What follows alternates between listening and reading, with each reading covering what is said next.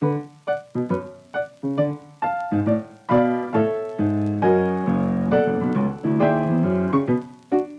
knows no boundaries. It will, and that's not because it's malicious or it's a bad thing, but it will just keep taking. So you have to put down the gas pedal at some point and just say, okay, things are going to change here now, and I need this to work in this way and this. So it's a reorganization that needs to start to happen, and you have to feel confident enough and okay about that. You have to pull yourself literally out of where you are and say, I need this to be different. And I understand why. And the understanding piece, the knowledge piece is where I just find caregivers they've just not been given this opportunity to think about this at all in this way. And so they just, many of them crash and burn.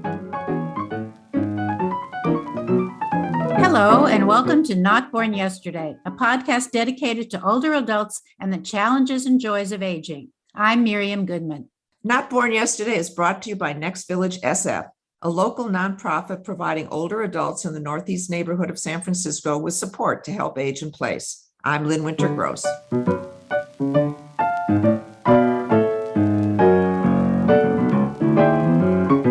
When we talk about caregivers, we usually mean people who are trained to take care of sick or elderly people and get paid for doing this work.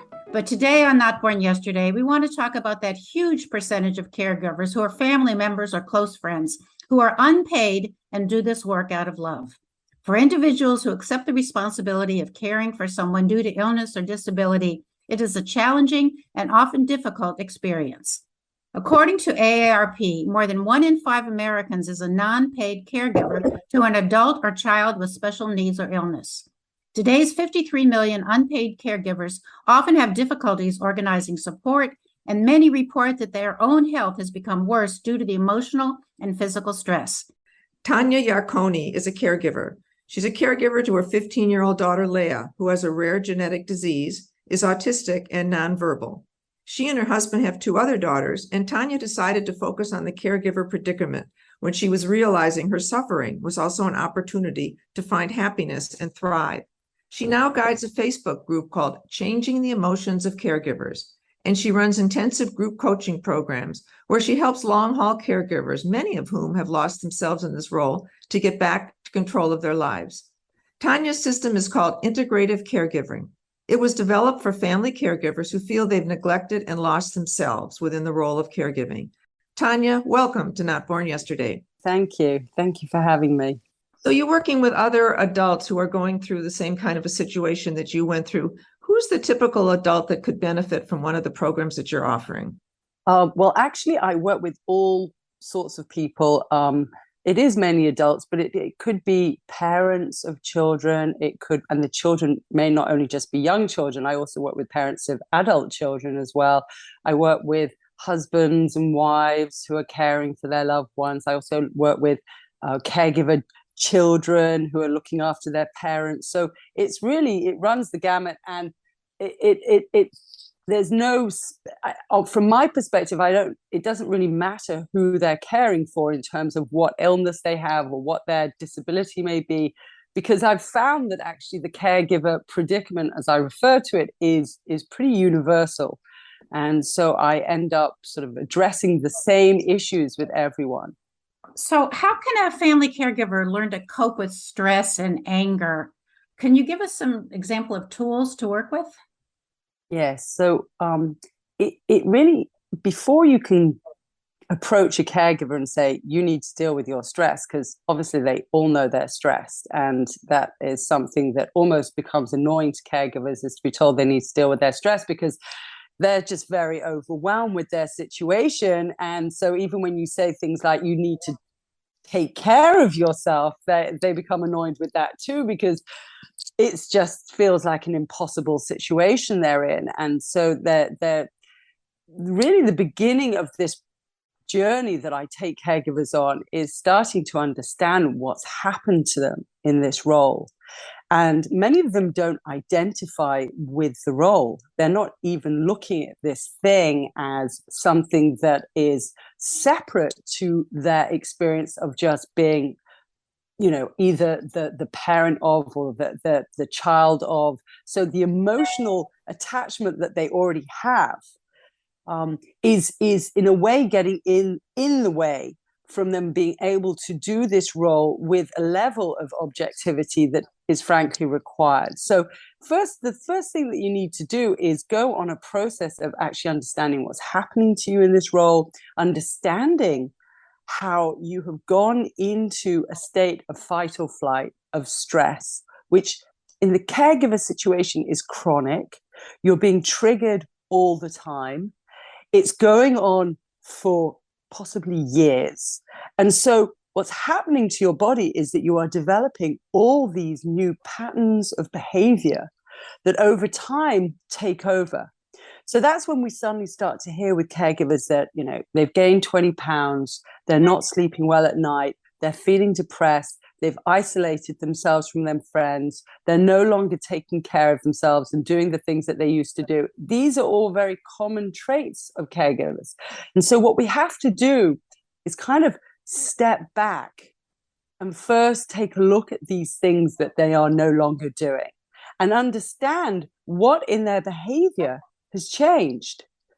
And then very, very gently start to reintroduce these kind of, I refer to them as almost like micro shifts throughout their day, where they start to take very intentional, small steps throughout their day to reintroduce aspects of themselves that they have lost.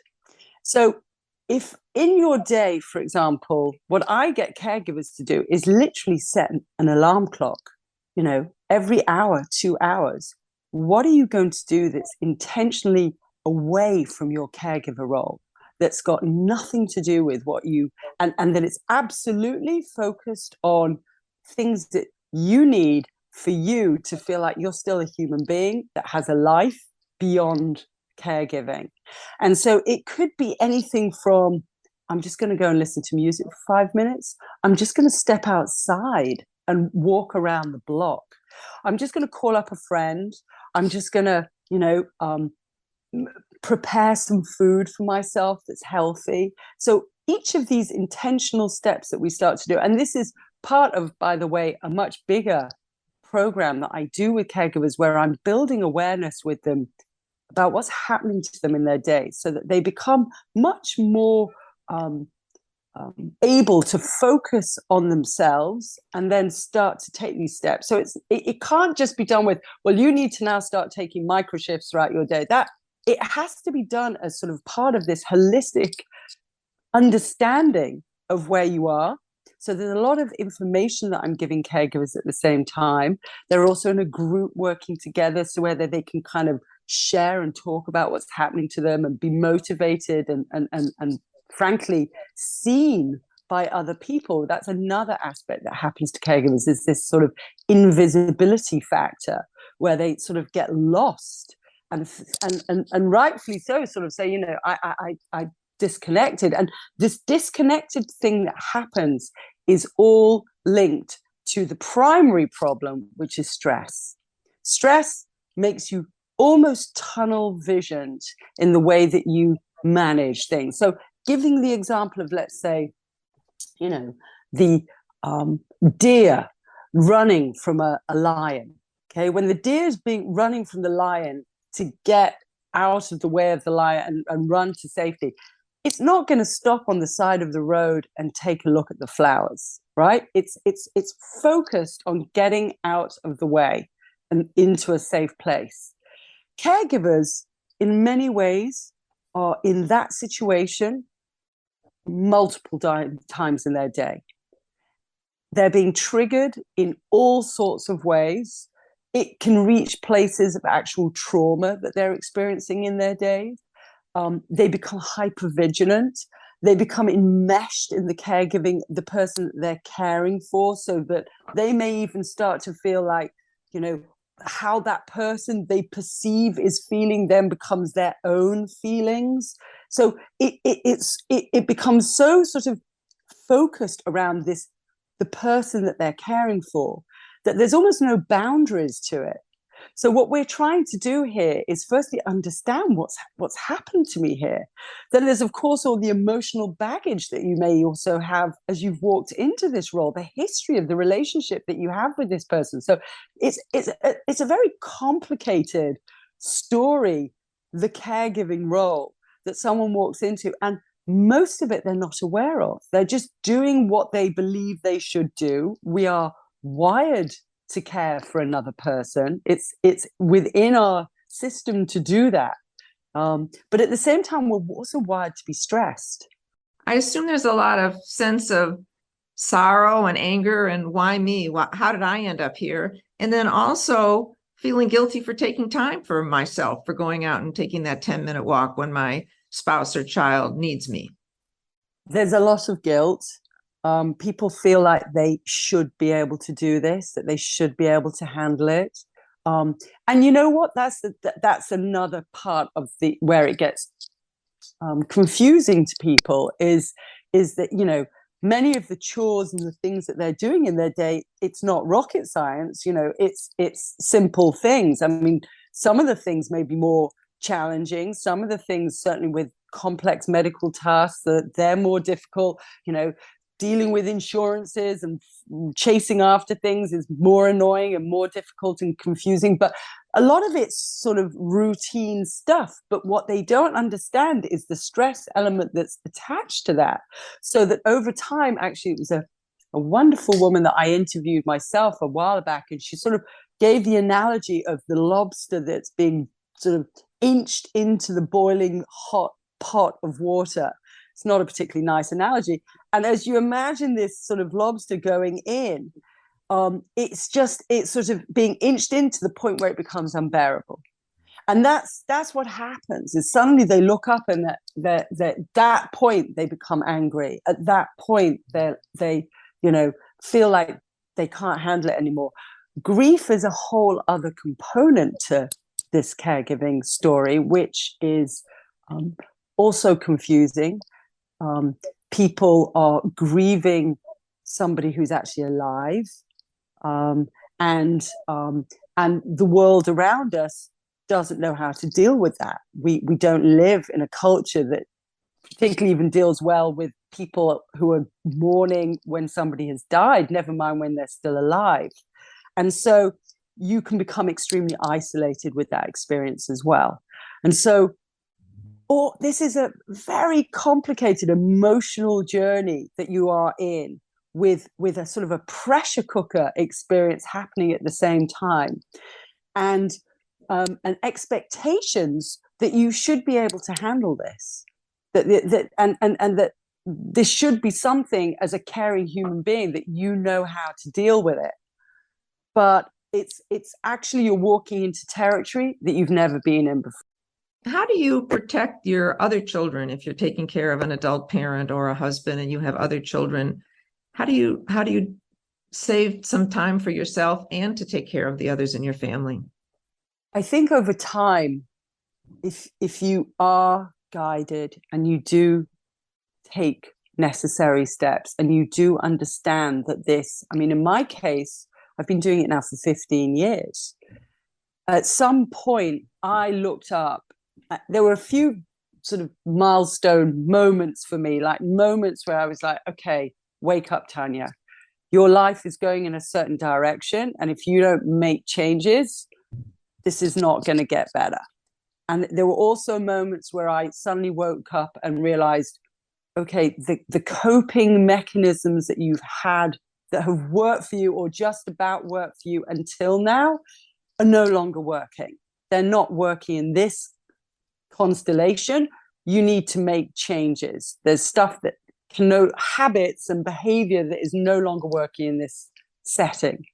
So having a life, frankly, outside of this role, that for many of us, there was a great expression or quote that I read somewhere, that caregiving knows no boundaries. It will, and that's not because it's malicious or it's a bad thing, but it will just keep taking. So you have to like put down the gas pedal at some point and just say, okay, things are going to change here now, and I need this to work in this way and this. So it's a reorganization that needs to start to happen. And you have to feel confident enough and okay about that you can do that and that you understand. And it's very hard to do this because when you're running from the tiger, you're just very mission driven on caring for this person. So you have to pull yourself literally out of where you are and say, I need this to be different. And I understand why. And the understanding piece, the knowledge piece is where I just find caregivers they've just not been given this opportunity to think about this at all in this way. And so they just, many of them crash and burn. You mentioned that you have to change, and you said you can take a walk, call a friend, make a meal, things like that. But, that's only part of it. What are some tools that people really need to really change themselves so they feel they're not neglecting the other members of their family, they're not neglecting themselves? There aren't enough programs out there. This is not about, that's why I'm almost sort of hesitant to give these kind of, because caregivers will listen to this and go, oh, she's just giving another few tips. This isn't about tips. This is about whole mindset change. This is about understanding that you are walking into the unknown in an unpredictable situation that you have never been in before.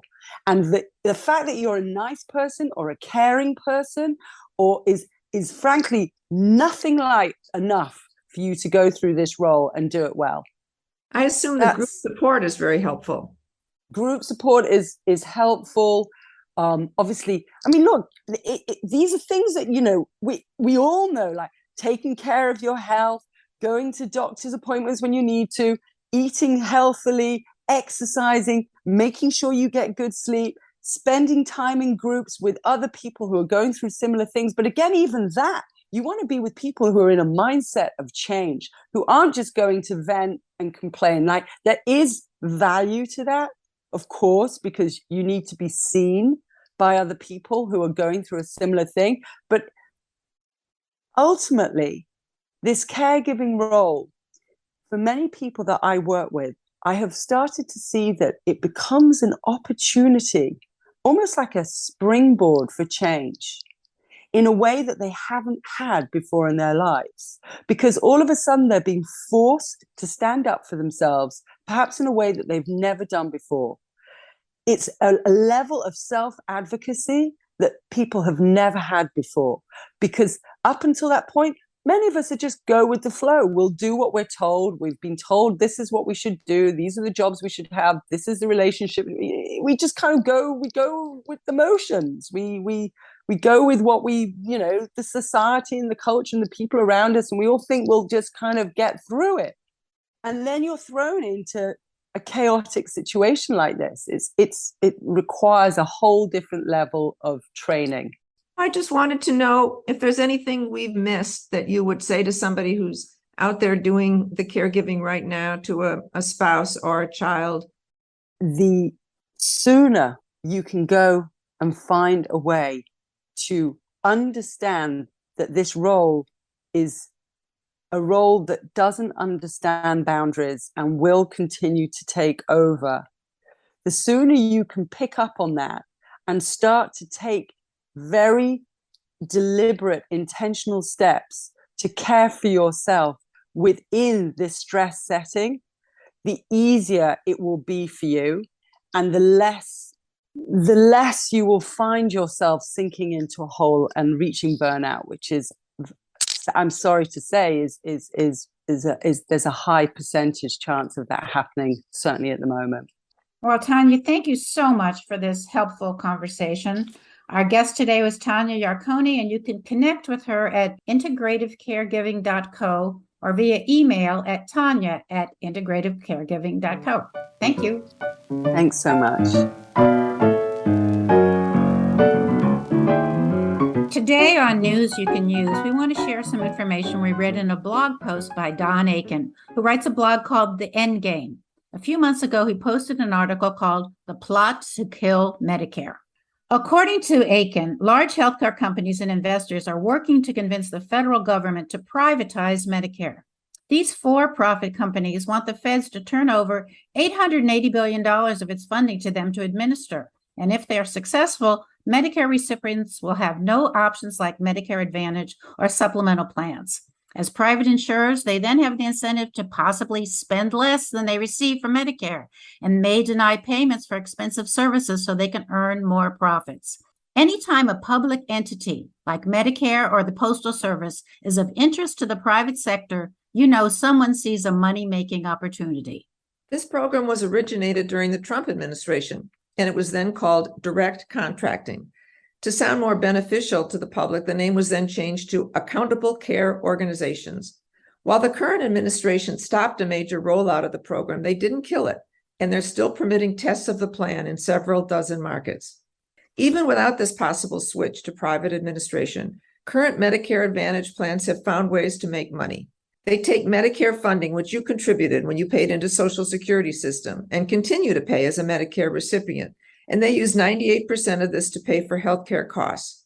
Then they make profits by taking more money from the Treasury, $140 billion between 2009 and 2021, according to Aiken, and by often denying treatments that original Medicare would have paid for without question.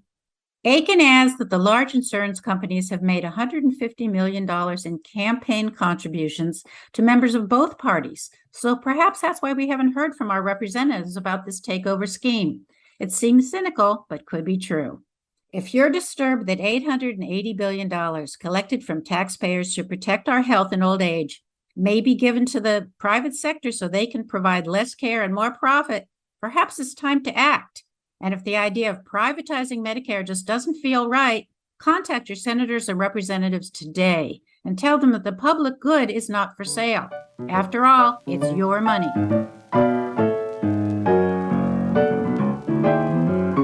And that's our podcast for today. Our thanks to Tanya Yarkoni of Integrative Caregiving.